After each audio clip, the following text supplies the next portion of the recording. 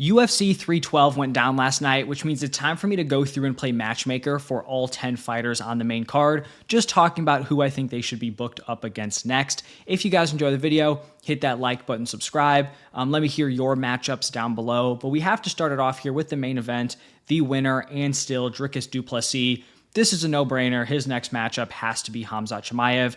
When you run through Robert Whittaker with a round one submission, that should be a guaranteed title shot. I've talked about how I think this should have been the fight, like either this weekend or just the next fight for DDP. I don't think we needed to see the Sean Strickland rematch. Feel kind of vindicated with that take. Watching the fight was not super competitive, not a super fun matchup, but whatever. It's in the past. Khamzat Chimaev is next. I think a lot of people think he is the best 185er on the planet. We will finally get to see it here. DDP versus Khamzat is definitely the fight to make. Then the loser of that main event, Sean Strickland. Imagine he's going to take some time off here, suffer that nose injury, probably going to take a little while for that to heal up. I also just think there's going to be some major turnover incoming here in the middleweight weight class. So I'm going to say he should either fight Gregory Rodriguez, RoboCop, or Anthony Hernandez. So both these guys have fights coming up. Rodriguez is main eventing against number 7, Jaron Cannonier. And then the week after, we have Brendan Allen, number 9, taking on Anthony Hernandez. So RoboCop and Hernandez, both kind of fresh in the rankings. I think Hernandez is going to continue to build his way up. RoboCop has the opportunity to just jump right in and be like a top 10 contender in his first shot at the top 15. I think they're both reasonable next fights. Want to see some of these new names get pushed up.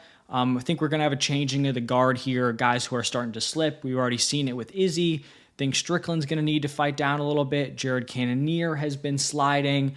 Vettori's still hanging around in the rankings. We'll see what happens with Whittaker if he can defend his spot. But let's keep pushing up these new names. I think either RoboCop or Anthony Fluffy Hernandez makes a lot of sense for Strickland's next matchup. Just depends on if these guys actually win their upcoming fights, and then also if their timelines match up. And then looking at the women's title fight, I think it's time to make Zhang Weili versus Valentina Shevchenko. It really seems like there is nothing left for Weili at 115. I thought Tatiana Suarez would be a legit test. Thought she had a real chance to beat Weili. And I mean, aside from like getting taken down one time in the first round, that was just a complete domination for Zhang Weili. That is 5 straight dominant wins against the top of the division. And since her MMA debut, she lost her first MMA fight. Rose Namajunas has been her only loss, the KO, and then a very controversial, very close decision loss. So Weili has just been dominant. I think she's going to get to move up to 125. The big question is just going to be the timing of this. Is it the next fight that's made at 125, or does she get the shot after Manon Fiorot? I think it's kind of a tough situation here because I definitely think Fiorot has earned the title shot. She's 7-0 in the UFC, has quality wins over Erin Blanchfield, Rose Namajunas. So probably in an ideal world, you book the Valentina Fiorot fight as soon as possible, let Zhang Weili kind of heal up, get ready, maybe put on some weight to move up for that next matchup, and then Weili gets the winner. But then you run the risk of Fiorot potentially winning that fight. Then it's like, does Shevchenko get a rematch? Does Weili still get to move up? Because a Weili-Fiorot fight is nowhere near as big as a potential Weili-Valentina matchup. So it's a tough call. I think either way, she should be fighting for the flyweight title next. It's just a question of, is it, right now, or is it after a Valentina Shevchenko Manon Fiorot matchup? And then for the loser of that co-main event, Tatiana Suarez, I honestly feel so bad for her. She was running through top competition like 2018, 2019, looked like the future of the weight class, and then has just dealt with so many injuries, finally gets that title shot at 34, and you could just tell she was athletically diminished. Like, this is someone who should have been peaking a few years ago, and like after dealing with the injuries at 34, it was just tough. I would not be shocked if she retired. She seems like someone who is title or bust. I don't think she's fighting around here for a paycheck. But if she were to return, were to come back, I think the Mackenzie Dern matchup is pretty interesting. Kind of, Suarez's wrestling versus Dern's jiu-jitsu. Some of the other top women, Yan Xiaonan, Virna Jandiroba, Amanda Lemos, they are all booked up right now. So I think both these women would welcome the grappling. It'd be a fun, stylistic matchup. But like I said, I really would not be shocked if Suarez walks away.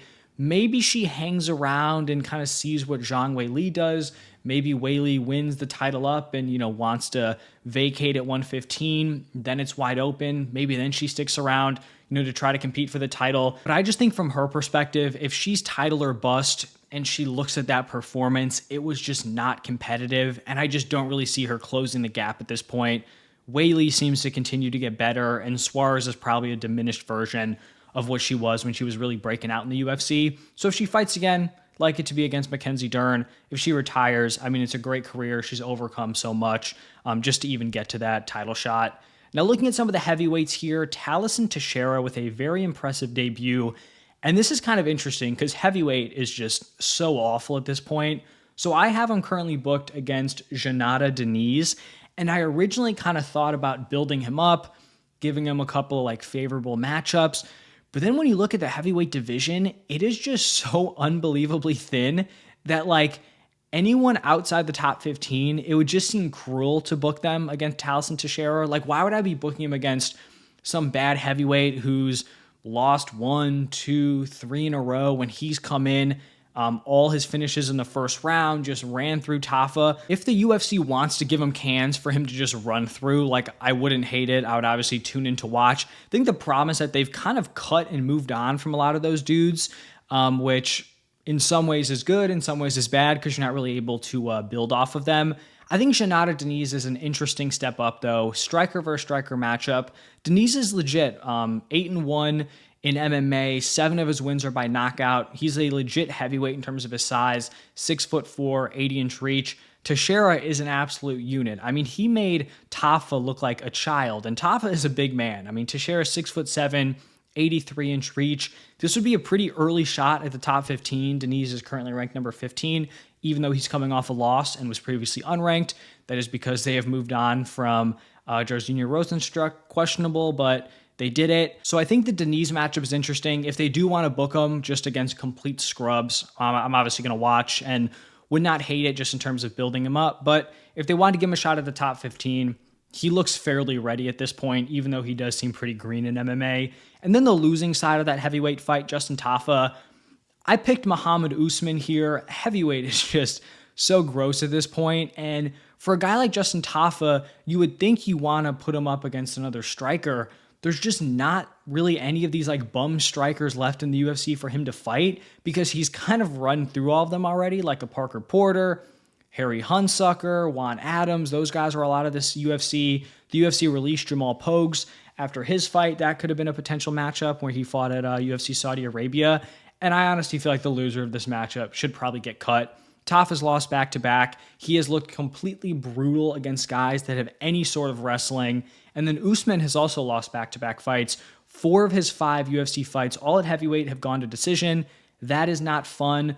Usman has a win over a junior Tafa, Justin Tafa's younger brother, so potential redemption there. This is pretty much like Justin Tafa. If you cannot avoid the wrestling of a guy like Muhammad Usman, you do not deserve to be in the UFC. Muhammad Usman, if you cannot take down a guy consistently like Justin Tafa and deal some damage, you do not deserve to be in the UFC. Winner or loser, honestly, could get cut from this. I don't know. These bottom of the barrel heavyweights are just very uninteresting to me. And then moving down to the light heavyweight weight class, we had a draw. Very competitive fight. Thought it was a fun matchup. For Jimmy Crute, I think his next fight should be against Marcin Prachnio. This was actually his original UFC 312 opponent. Prachnio had to pull out. Crute in his last 5 is 0-3-2.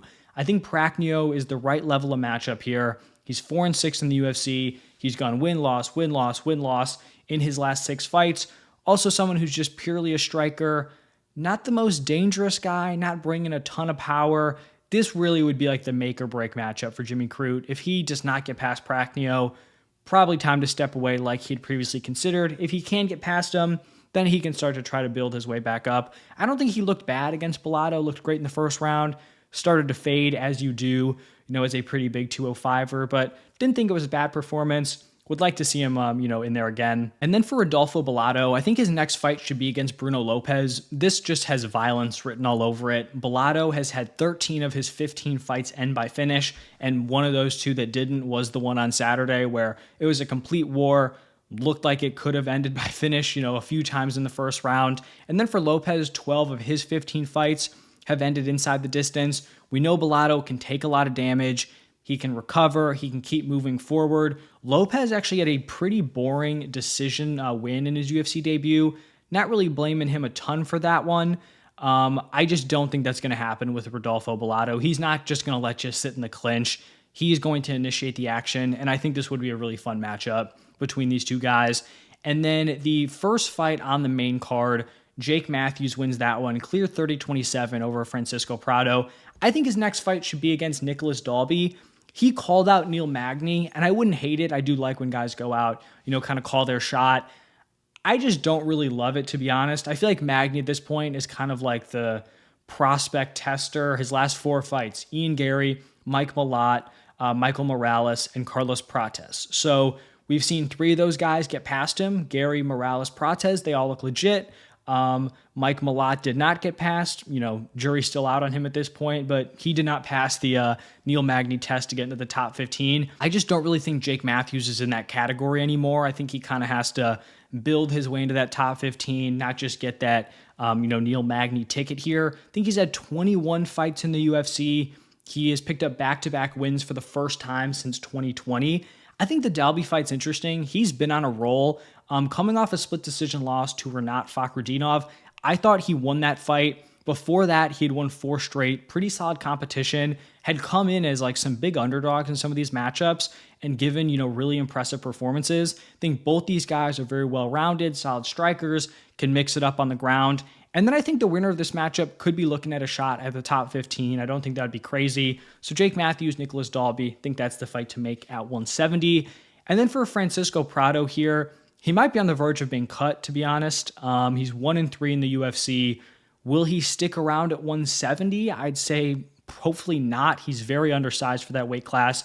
If he does, though, I think Johnny Parsons is an interesting matchup. Parsons also very undersized for the weight class, 5'9", 69-inch reach, very similar measurables to Francisco Prado. Both these guys are strikers. 7 of Parsons' 9 wins are by knockout.